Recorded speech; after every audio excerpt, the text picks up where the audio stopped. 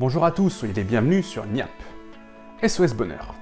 Comment vous dire ce que j'ai ressenti quand j'ai lu le premier album publié dans les années 80 ? Je me suis fait chier dessus, littéralement. Alors, la sortie d'une suite, imaginez bien que ça m'a titillé. Vous trouvez que j'y vais fort quand je dis chier dessus, que je suis vulgaire peut-être ? Ouais, on va en reparler.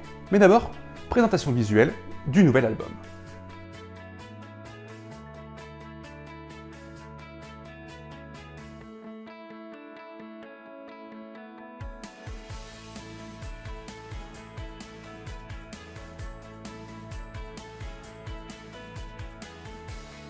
Avec le premier SOS Bonheur, j'ai expérimenté la lecture d'une œuvre engagée d'un bord politique qui n'est pas le mien. SOS Bonheur, c'était Jean Van Hamme qui était au scénario, le scénariste de Largo Winch de Torgal. Un des rares scénaristes à s'assumer clairement de droite et à développer sa vision politique dans son œuvre. Entendez bien, je n'émets aucun jugement là tout de suite sur ses valeurs. Juste, je dis qu'elles ne sont pas les miennes et que je n'ai pas l'habitude de les voir ainsi développées de façon militante. Van Hamme s'en était donné à cœur joie à l'époque. SOS Bonheur, c'était un futur dystopique, donc négatif, basé sur le modèle soviétique et plus largement sur les valeurs de la gauche. Il développait tous les travers d'un tel monde et ses entraves au bonheur individuel et au monde capitaliste. Bref, un bon gros brûlot anti-valeurs de gauche, au-delà d'être juste anticommuniste. Et croyez-moi, j'ai dérouillé sévère, mais bon, ça reste une lecture intéressante, justement à cause de tout ça. Parce que c'est une vision politique, cohérente, à laquelle on peut adhérer, qu'on peut contester, mais qui s'affirme avec force et avec sens. C'est une BD engagée en somme, juste pas dans le sens habituel. On a plutôt l'habitude des BD engagées à gauche.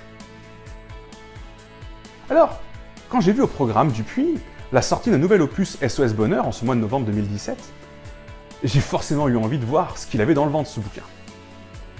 Déjà, c'est plus Van Hamme au scénario. Comme il le dit en préface, la BD, ça le lasse. Il préfère se régénérer en écrivant des pièces de théâtre. C'est un ami à lui, Stephen Desberg, scénariste du Scorpion ou d'IRS, qui prend la suite pour un nouveau cycle. Par contre, on a toujours Griffo au dessin qui assure la continuité graphique avec le premier album. De ce point de vue-là, Griffo, c'est du réaliste, c'est du solide, c'est toujours aussi pertinent, bref, rien à redire côté dessin. Alors, brûlot anti-valeurs de gauche ou pas, cet album-ci? Non, pas à proprement parler, puisque la situation qu'il décrit, ce futur négatif, tient plus d'un futur à la sauce FN que à la sauce PC. On a un monde patriarcal, qui a banni le divorce, mis les étrangers au banc, privatisé totalement la sécurité sociale et instauré une police totalitaire ayant officiellement réduit à néant le crime. On a vu des considérations plus gauchistes. Et finalement, les choix de Desberg sur cet album mettent en lumière différemment ce que Jean Van Hamme, mais donnent une cohérence globale. SOS Bonheur, on pourrait dire que c'est le reflet des peurs d'une époque. Auparavant, celle du totalitarisme soviétique. Aujourd'hui, celle du repli sur soi identitaire. Le monde a changé, et ces deux œuvres nous permettent de l'observer. A noter que le totalitarisme islamique n'est lui pas du tout abordé dans cet album. Mais finalement, c'est sans doute cohérent dans un monde où les idées du FN l'ont emporté. D'ailleurs, pour parler plus précisément, on se rend compte que les choix de Desberg sont avant tout sociétaux. Il ne vient que peu sur les questions économiques. Il en parle vaguement, vraiment en pointillé, lorsqu'il est question de privatisation de la Sécu, mais sans venir au-delà, sans aller au-delà, sans venir questionner les rapports sociaux dans le monde du travail, l'aliénation, tous les concepts qui, historiquement, sont liés à la réflexion marxiste. Mais il n'empêche, on peut sans doute assez largement se retrouver dans ces projections, dans le futur qu'il décrit. Dans le refus de l'espionnage généralisé, dans plus de liberté de mœurs, dans la protection d'une sécurité sociale généralisée, ou le maintien de l'État dans ses fonctions régaliennes. Finalement, on retrouve une lecture très centriste de la société, très Macron-compatible. Bref, dans l'air du temps. Bon, on se le dit, c'est vrai. J'ai trouvé cet album un peu moins rentre-dedans, plus conformiste que le précédent. Alors ok, je suis masochiste, je me plains que Desberg ne me rentre pas assez dans l'art. Je suis d'accord avec lui sur une grande part des dénonciations qu'il fait.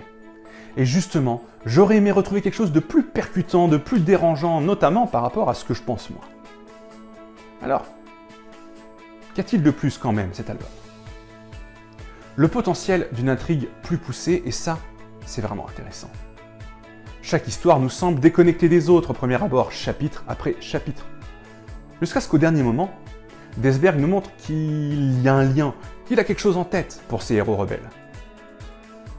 Mais comme ça tombe à la toute fin, dans les dernières pages, bien, on a envie de savoir ce que ça cache. Et du coup, c'est extrêmement bien joué. On est capté et on part volontiers pour un nouveau cycle en sa compagnie. Voilà ce que je pouvais dire de cet album, SOS Bonheur, cycle 2, tome 1. On se retrouve en décembre pour une prochaine critique vidéo. Et en attendant, lâchez des pouces bleus, likez la page, partagez, retrouvez-nous sur Twitter, sur Facebook, sur YouTube, sur Instagram, pour de très nombreux contenus niap qui vont vous donner envie de croquer la BD.